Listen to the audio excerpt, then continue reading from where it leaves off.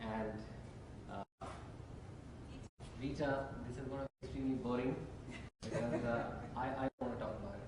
But we are back with numbers and we're back with survey data. So I don't have much time. I have a flight to catch at 3, so I'll just rush through it. And if anything you want to know in particular, please write to me. I'll be happy to answer your questions. I'm going to talk about the India Human Development Survey. I'm working on this project right now. And so, brief background. This is a NIH-funded survey, jointly led by my organization, that is National Council for Applied Economic Research, and the University of Maryland. So my boss is a sociologist, and she is at Maryland. She teaches there. She's a quantitative sociologist. She does regression. It's a nationally representative survey. It's a multi-topic survey, and many of the presentations we had today were based on the first round of the data from 2004. And the second round of the survey is completed. The survey has been done in 11-12, and currently the data has been entered as we speak and cleaned and validated. Some of it is available for initial analysis, which we've been working with, but there are still a couple of versions of the final file which we will get in this data. And we hope to be able to make it available post January 2015, when it will be available free for everyone. Quick background of the first round. The survey was conducted in all the 33 states and union territories, except for the islands of Andaman, Nicobar, and Lakshadweep. 1,500 villages, 971 urban blocks. We interviewed 41,000 households, which amounts to around 215,000 individuals, 33,000 married women, 1,700 children between the age group of 8 to 11 were administered a learning test for mathematics, reading, writing, English or their local language. We also administered one survey each in a public facility, medical facility, and a private medical facility in the village where the interview happened, as well as primary school, public and private, in the same village or urban block, as well as village schedules. We used a focus group discussion method to get information at the village level. Second round, in the second round we interviewed roughly slightly more households than the first round, of which around 34,000 original households, so that makes us our panel. In addition, we interviewed around 5,000 split households split, but we only interviewed those households which were in the village. Splits which were outside the village or the city we were interviewing in, we did not go there. And we also had around 2,000 replacement households because there was attrition, and we also wanted to expand this sample at the state level. The sample was smaller. So our recontact rate is about 83%, 90% in rural areas, 72% in urban areas. Urban areas we found a lot of missing households. Entire colony had vanished. They had been relocated, so it was very difficult. So we had to replace. Sorry. Splits. So split household is if we in the first round there's a household which we interviewed and we revisit the household after 7 years. If there are 3 brothers in the household, they now have 3 different. They split out of that household and 3 different households. So if two of the brothers are in the same village, we'll interview them, re-interview them, and if one brother moved out or migrated to the city, we will not. So that's the split. We try to keep the questionnaire similar so that we can compare the answers in both rounds. And in addition, this time we had a youth questionnaire which was targeted to 15 to 8 years of youths, boys and girls, in the households which we visited. Okay, so from the perspective of discrimination and exclusion analysis, we need identities, and many of you have used the second variable, which is much more interesting. interesting. The religious and caste categories, intersect. So, in addition, I think in this round we have split the Brahmins into Brahmins and forward. We can combine them and do the analysis as well. So we have SC, ST, OBC, Brahmins, forward / general. So forward caste apart from Brahmins are now a separate category, and others who don't claim any status. And this time we're asking the name of the jati and subcaste. So jati and subjati will be also included. So the analysis about intergroup different discrimination can be done much better now. And we have the religious groups as earlier. Ours is the only survey in the country, in India, which collects income data and collect income from all sources. We try to do a good job of it. It's extremely difficult. People lie. They don't. They think we're going to tax them or something. So it's very difficult to convince them that no, this is to help them in the long run. So we collect income on all these categories, also including income from other sources like dowry, lottery, all kinds of things. And these are the basic, as you can see, sources. And of course, we collect information on consumption expenditure in the last 30 days for certain items and 365 days for certain other items. This is similar to the National Sample Survey's abridged consumption expenditure schedule, if anyone of you has seen that. So we actually use that. We use the extensive schedule, we use the smaller abridged schedule. We also collect information on education of all members, occupation of all household members, if there's any short-run or long-run migration that occurred, if they have gone, stayed there or come back. Long-run migration, we go as far as 5 years back. We also ask about social networks.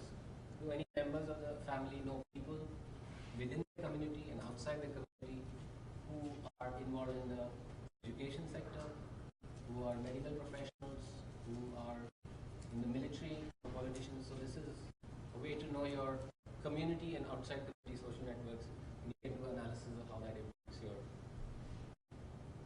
membership to political parties or religious groups and other affiliations. Debt and loan, we have a section on debt and loan. What were the last 5 loans, big debts with the household loan, and we have detailed information on the largest debt which they have taken. Local trust and crime, confidence in institutions like politicians, judiciary, military, police, etc. We also have some interesting questions which we ask directly to the household. Do you practice discrimination? And we have done some analysis of this. I'll give you the answer at the end. The second questionnaire is administered to ever married women between 16 to 49 years of age about their marriage practices, how they collect water, fuel, sanitation and hygiene practices in the household. This is very interesting data. We are asking them about things like they cover their we ask them information about do they wash their hands after defecation, do they cover the water where they're stored. These questions are not asked in NFHS or any other assessments. Long and short morbidity, which has been used, and costs. Quality of healthcare. When women go to a hospital with their children, what kind of experiences do they have? Usually the quality of doctor, the treatment, and things like that. Tobacco and alcohol usage. This is something which we are all very excited about. India, as you know, has the largest youth population in the world, and it is the demographic dividend which we all have to reap. Let's see if we can do that. But this is a youth questionnaire, very interesting. We the entire education history of the youth, right from nursery till present, about any vocational training, any other courses they have done, what they might want to do. Their daily activity, how much time they spend on each activity, so we know what they are doing and how much time they're spending on it. If they're working, where are they working? What kind of incomes are they earning? Desirable partner characteristics. they're looking for in marriage. If they are already married, many of the, I think the average age is 19 in India for marriage, according to our latest data. It's extremely surprising. So many of them would be married, so their mental and fertility history, expectations and aspirations about their future, by what time would they want to complete their education, get a job, be married, what do they want in their future, things like that. Family relationships, how much agency do they have in the household in deciding where can they go, what they can wear, what they should study, things like that. Who decides on these issues in the family? Do they get this final word, or is it the father or the mother with the final word? Things like that. Their life skill set, what do they know? Can they book a ticket online? Can they deposit a check in the bank? Can they do all kinds of other things? And also we want to know what is their friend and circle and social network. So we ask them, how many people do you know? And how many of them are close friends? Out of those, how many are illiterate? How many are educated? How many have a job? How many don't have a job? How many are from the same caste? How many are from different caste? How many own a firearm? How many are connected? So we get a sense of their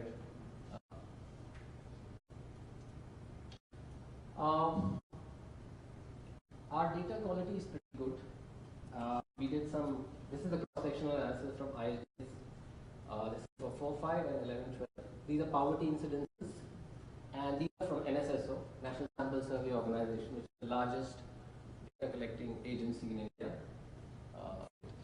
Visits some 60 lakh, that will be households. So our figures are very close, as you can see. Urban estimate is a little higher than NSSO, but it gives us confidence that our surveys, it validates us and also validates them. As many of you know, this data set, the first round is available free from the University of Michigan's ICPSR archives. So this is where you can find the data set. You can download the data set. It's available in many formats: data file, spaces file, text file, what have you.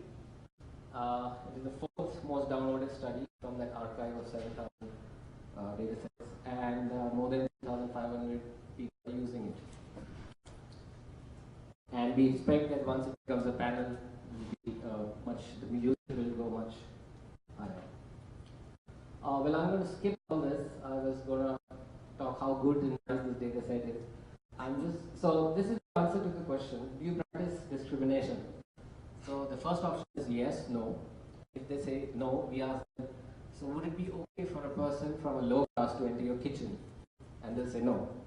So the combined answer, we had to know. So 30% of the households have no problem telling on your face that discriminate. We don't allow low caste people inside the house or in the kitchen. So these are people who are not lying. Very proud of it.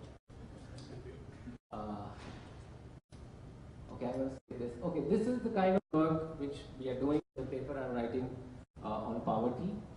And because we have now rounds from 2 data sets, we can look at the people who are poor in round 1 and have escaped poverty and are still poor. So this is disaggregated by the social groups: Dalits, tribals, OBC, others, and this is total. You see, of the total poor in our sample, in our panel sample, nearly 70% people escape poverty by 2011-12. That is huge. From any standards, poverty, these many people have escaped poverty.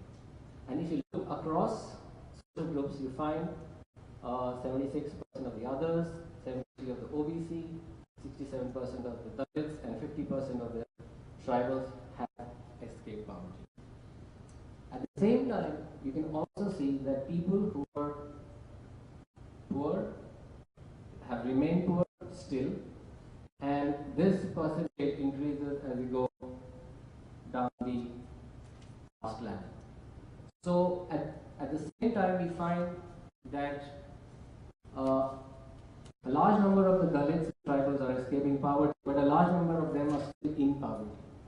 means that there's a underclass of people, there's a hardcore chronic poverty among these groups. So there are people who are managing to escape poverty, but many of them are not. So this is the kind of stuff you can do with ISD data. We run a lot of regression models, etc., which I'm not going to talk about now. But I hope you go and have a look at this. Lot of poverty, inequality, inequality by income, by asset, by wealth analysis can be done for India across various social groups. So I encourage you to use this data set. Thank you. Hey, what's up now? Brother, what's up? This is a groovy party, man. I can dig it.